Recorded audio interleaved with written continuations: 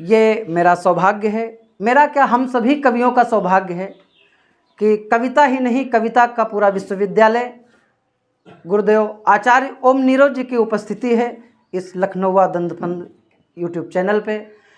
हम बहुत बहुत आभारी हैं और आज की गौरवशाली अध्यक्षता में उनकी ये काव्य गोष्ठी संपन्न हो रही है। मैं बड़े आदर एवं सम्मान के साथ 4 पंक्तियाँ उनके सम्मान में पढ़ता हूँ। वैसे तो आप सभी जानते हैं वो बहुत कुछ हैं, चाहे हम ये कहें कि तुम क्या जानो ये समाज को क्या सरमाया देते हैं, बच्चों को मुस्कान बांटते ममता माया देते हैं, तेज धूप में इनसे मिलना तन को शीतल कर देंगे, ये ऐसे बरगद हैं जो हम सबको छाया देते हैं। और चाहे हम ये कहें, आप सभी लोग जानते हैं जिस मंच पर या जिस जगह पे कार्यक्रम हो और गुरुदेव आचार्य ओम नीरज जी की उपस्थिति हो तो हमें ऐसा लगता है उनकी उपस्थिति में काव्य पाठ करना कि जैसे हम लोग किसी तीर्थ पर काव्य साधना कर रहे हों।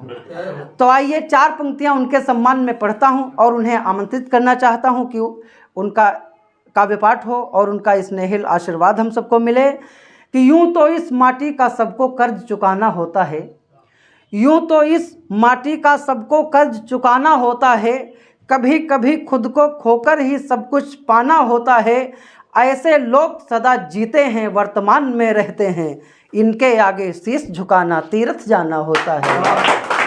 आपकी जानकारी के लिए बता दूं, कविता लोक आपका पूरा एक संस्थान है और छंद विधान में गीतिका के आप जनक हैं, जिन्होंने एक नई विधा की खोज की है जिसे हम गीतिका कहते हैं। मैं बड़े आदर एवं सम्मान के साथ निवेदन करता हूं, गुरुदेव आचार्य ओम नीरज जी आए, उनके सम्मान में आप लोग जोरदार तालियां।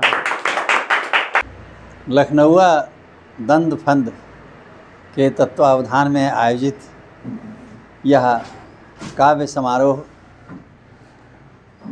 जितनी ऊंचाई पर पहुंच चुका है वह हम सब के लिए बड़े ही गौरव की बात है। हम आप सभी को जितने भी सहभागी हैं आज के काव्य पाठ में हृदय तल से बधाई देते हैं। बहुत बहुत बधाई आप सबको। एक मुक्तक से अपनी बात प्रारंभ करेंगे। वैसे तो वो सभी के लिए है, लेकिन ख़ास तौर से इस चैनल के संचालक आदरणीय डॉक्टर MP सिंह जी को और इस काव्य समारोह के संचालक संदीप अनुरागी जी को है और इन्हीं के माध्यम से आप सबको भी है कि द्वेष के यूकलिप्टिस ढहा दे कोई, एक फसल प्यार की लहलहा दे कोई, क्यारियाँ ये दिलों की हैं प्यासी बहुत, क्यारियाँ ये दिलों की हैं प्यासी बहुत, नैन से नेह गंगा बहा दे कोई, नैन से नेह गंगा बहा दे कोई। एक मैंने कृष्ण से याचना की है, युगीन परिवेश में जो आवश्यक लगा वो उनसे मांगा है, देखिएगा। और अवधि में है, बहुत कुछ अवधि में पढ़ा गया तो एक छंद हम भी अवधि में पढ़ना चाहेंगे। सूर्य के श्याम न मांगहु चंद, न राधा के संग में बीन बजाओ। इस छंद में 2 युगों का समन्वय है, आप देखिएगा। सूर्य के श्याम न मांगहु चंद, न राधा के संग में बीन बजाओ। और आई बिहारी की राधा की आभा में, ना अपनी दूत श्याम गंवाओ। मीरा नचाई नचाई के गोपिन, बीथिन बीच न रास रचाओ। मीरा नचाई नचाई के गोपिन, बीथिन बीच न रास रचावो। या नगरी सिगरी बिगरी सुधरी जब गीता के छंद सुनाओ। या नगरी बिगरी सिगरी सुधरी जब गीता के छंद सुनाओ। एक गीत पढ़ना चाहेंगे। रामायण पर बहुत चर्चा हुई है, तो रामायण तो मेरी दृष्टि में खुद ही एक प्रतीक है। उस पूरे प्रतीक विधान के द्वारा अध्यात्म का परिचय दिया गया है, मेरा तो ऐसा मानना है। और प्रतीकों में बहुत से प्रतीक प्रयोग होते हैं। अब मैंने स्वयं रामायण के ही संदर्भों को प्रतीक बना के ये गीत लिखा है, आपको हम प्रस्तुत कर रहे हैं।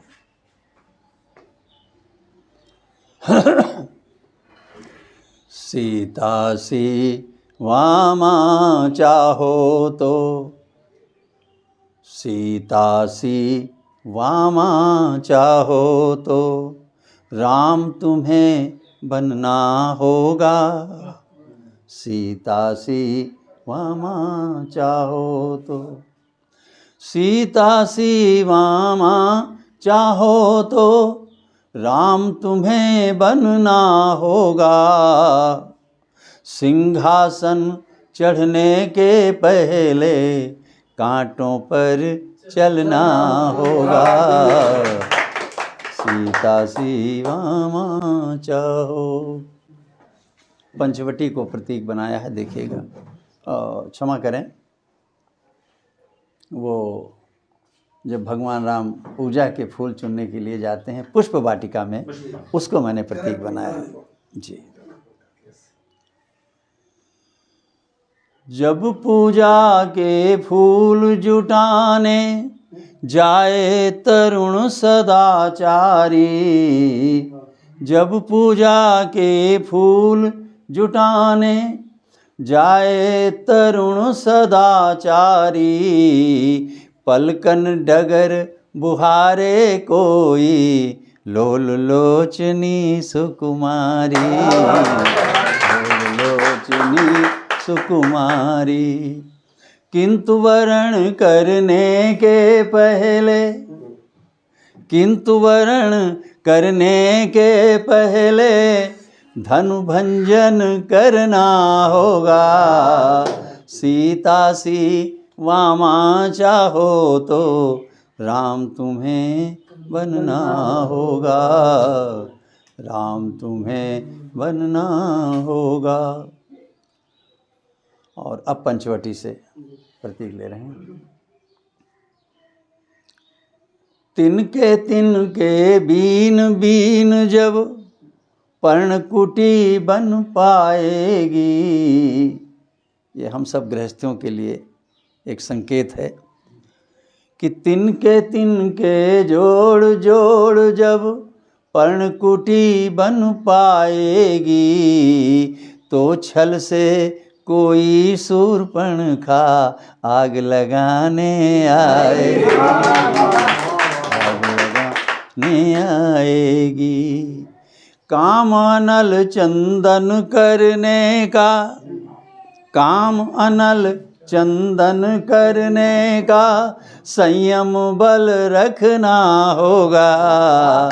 सीता सी वामा चाहो तो राम तुम्हें बनना होगा। राम तुम्हें बनना होगा। और कंचन मृग के पीछे भागते हुए राम इस दृश्य को प्रतीक बना के बात की। जब कंचन का मोह प्रिया से दूर खींच ले जाए तो, जब कंचन का मोह प्रिया से दूर खींच ले जाए तो, है क्या दोष भाग्य का फिर जो रावण सिया चुराए तो। रावण सिया चुराए तो। एक चूक के मिस जीवन भर, एक चूक के मिस जीवन भर आहें ही भरना होगा। सीता सी वामा चाहो तो राम तुम्हें बनना होगा। राम तुम्हें बनना होगा। और गीत का अंतिम स्पर्श है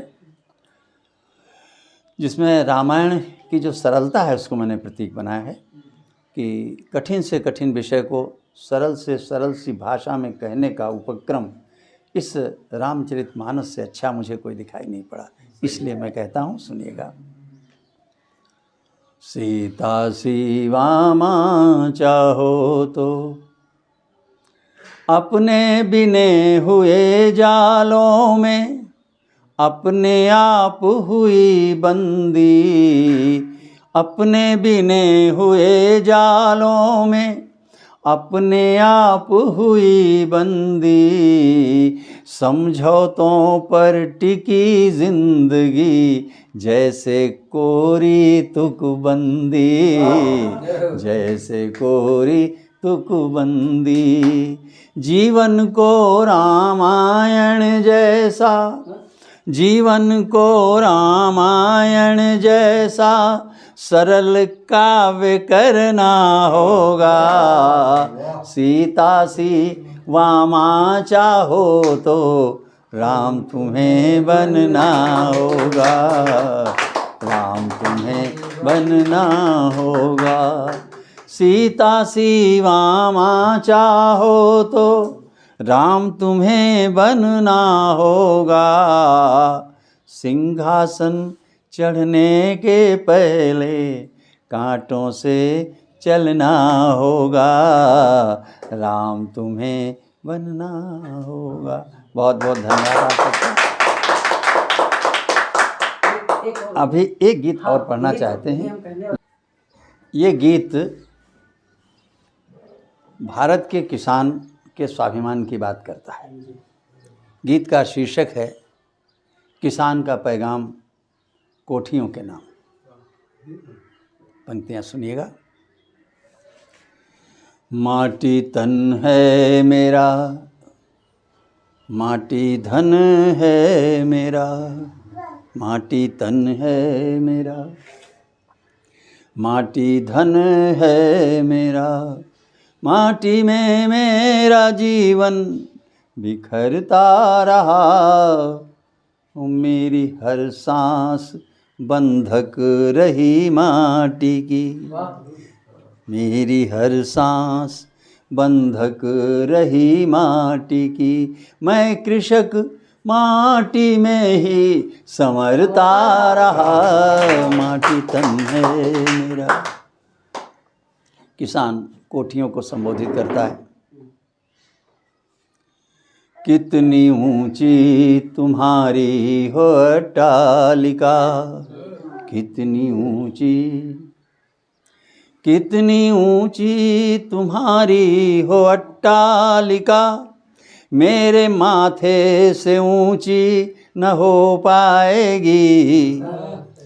खिड़की जब भी खुलेगी तुम्हारी कोई, खुशबू मेरे पसीने की ही आएगी, खुशबू मेरे पसीने की ही आएगी। आया चौखट पे मधुमास जो भी वहाँ, आया मधुमास कोठी पे जो भी कहीं, मेरी चौखट से पहले गुजरता रहा। तन है मेरा।